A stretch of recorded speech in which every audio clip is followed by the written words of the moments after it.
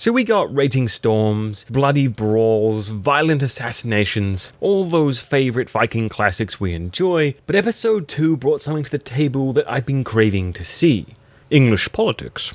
I really love the addition of this storyline, and I'm super excited to see how this wealth of new characters, places, and agendas all mix into the story we're getting. My favourite memories of the original series is Edmund and Ragnar prowling around, exploring interesting ideas, testing each other. That friendship we saw blossom on screen was the heart of the show. And when it came to the Sons of Ragnar sagas, Alfred was one of my favourite characters too. So heading into the episode, I actually had really high expectations, a lot I wanted to see, and I was not disappointed. They are setting the foundations for a really good English storyline. So we pick back up a year after the St. Bride's Day massacre, and they've kind of already warped history as the victors often do, trying to make it out that the Vikings burned down this entire area, even though it was very clearly the English trying to kill women and children. After the king finishes patting himself on the back for his own achievements, in this carriage ride we get the first introduction to Godwin, a significant character in the storyline going forward. He informs the king about the great army that's marshalling and how they're heading here for revenge. And we get this idea that the king believed he could actually get away with this entire ordeal because of the internal conflict that was happening in Scandinavia. And funnily enough, they weren't too far off in their estimation of how splintered the Viking groups had become, but they obviously didn't account for some of these charismatic individual characters who used the common cultural ties to bring them together.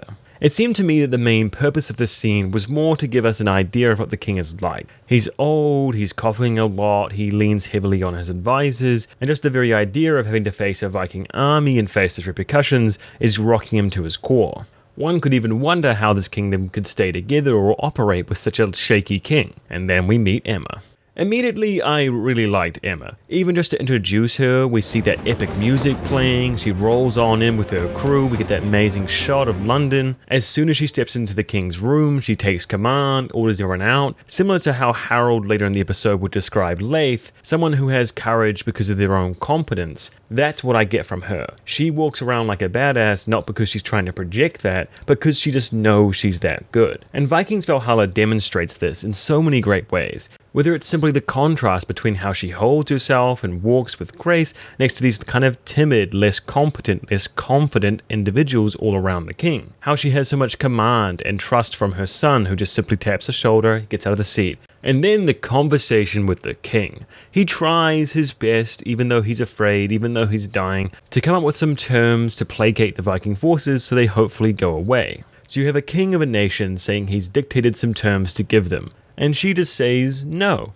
This doesn't shock him, it more confuses him, and then he asks, oh, so what's your plan? Showing instantly that this is not the first time Emma's been in charge just because he's sick. No, she's been running the show for a while. She's already meticulously built up a plan, sending Emma to Mercia, predicting how he will respond to that and what needs to be said and done to convince him, how her brother will react to the events in England, and the most strategic and tactical locations to defend from a Viking army. Hey, what can you expect? He married a Norman.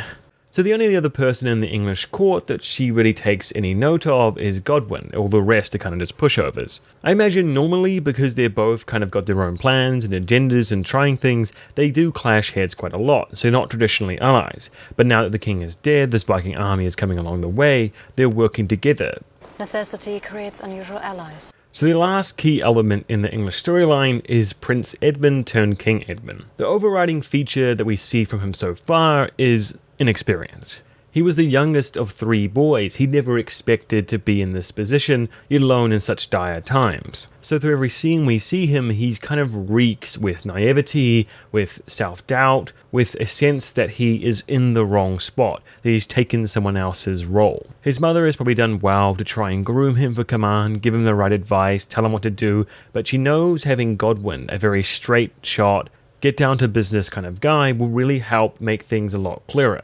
Most noblemen and advisors will have to couch their ideas, their explanations of political events, in very fancy etiquette language to make it not seem offensive, but he'll just cut right to the truth. I really did enjoy this scene that we got with him and Mercia at the dinner table, the contrast between the two of them as clear as day. Where the King of Mercia sits comfortably in his own home, spreading out his shoulders, very laxed and casual, we see him very tight and small, his hands on his lap, in a red little sweater that makes him look like a boy.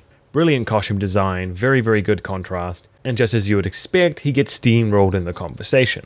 Things do turn around when Godwin steps up, gives him a bit of aid, kind of diverts a lot of his attention to ridiculing him and his family rather than picking on the prince. And then we get to the moment where Edmund tries to be a little bit more assertive, to stand up and to almost threaten the man. In the scene itself, they try to paint it like he's winning here, like he's convinced the man, but really, I saw it a little bit different. There's no way he's actually intimidated by this boy prince. Like, look at the wording here. One day, I will be king. And I can promise that I will remember both your doubt and your decision to refuse an order. They try to portray this like he backed down, like he conformed. But really, I just saw him get really pissed off at this boy and think, you know what? I'm gonna kill him. Oh, and does anyone else think that Edmund kind of looks like Joffrey? I don't know if this is an intentional casting choice, but he gives me evil vibes, like he tortures cats or something. Leave her face. I like her pretty. So in the last scene, we get another heart-to-heart with Godwin and Edmund. He speaks about his background, how his family fell, and we hear the bells from a local village. The king is dead, long live the king. So episode 2 was structured into 3 main segments. We covered the English part, so let's move to Leif. Harald backed him quite heavily in the trial scene, kind of vouching for his abilities, putting him on the head of his own boat, so he's really acting as the benefactor for Leif throughout this episode. He's demonstrated a lot of potential, but now he has to achieve something to show everyone he's worth it. And this voyage is kind of seen as his first test. Can he keep this crew together? Can he get them to England? Can he be Viking? Viking. Hey, that's the title of the episode. So predictably, Leif does prove himself. He starts by setting a foundation of rules for how he runs his ship.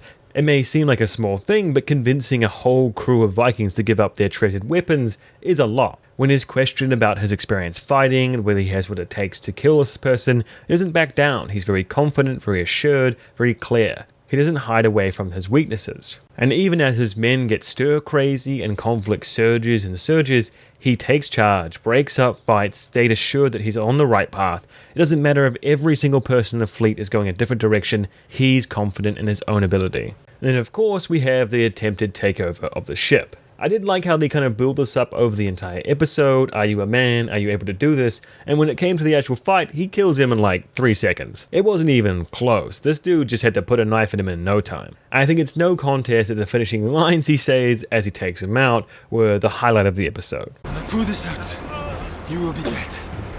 Before I do, tell your men what you see. So finally, the entire Viking fleet arrives in Kent, England, and like the badass he is, as the fleet pulls up, there is one ship sitting there waiting, wondering what took them all so long. It wasn't a total victory. Having an internal fight on your ship and having to kill some people isn't exactly the best outcome, so he'll be criticized for that, I imagine, a bit, but I think he still earned a bit of respect from this trip. And he does get bonus style points for arriving first. Who's next? I did also enjoy the scene where Olaf kind of banters with Harald, kind of making fun of him for losing track of his ship already, even though they're halfway to England. They're clearly setting Olaf up to be the big villain of the series, a very ambitious, kind of conniving kind of guy, but what can I say? He's funny. And the last segment we kind of come in and out of over the episode is with Freydis. I give mad props to Vikings for coming up with this trial scene. It was so logical, the characters were very consistent, and it really worked to drive Leif into the story.